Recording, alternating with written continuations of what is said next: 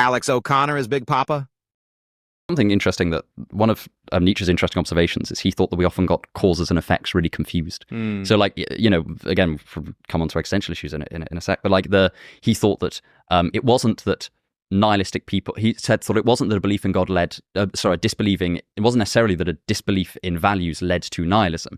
It was that people became nihilistic emotionally because of the disorganization of their wills, and then it didn't make sense for them to value things. And he was like, that he had a kind of and he would talk about the active nihilist who was, simplifying somewhat, but broadly someone who just thought, well, my will inherently has value. Like, what do you mean my will doesn't have value? I want something. What more can you ask of me?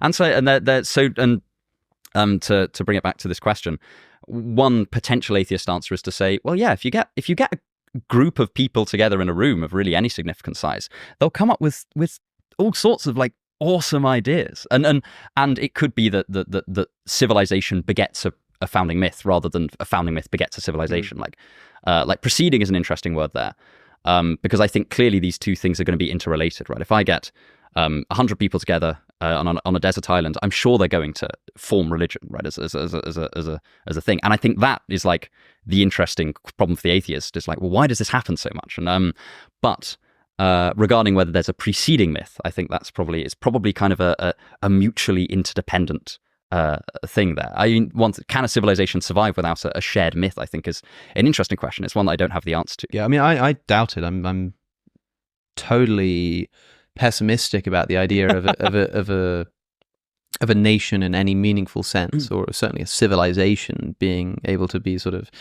cohesive and survive and thrive without having something that bonds them together more than like the immediacy of their like day-to-day sense experience, right? Yeah. And in fact, I think for a lot of atheists, they hypothesize that this is why religion is invented by the mind, by the collective psychology of mankind and womankind.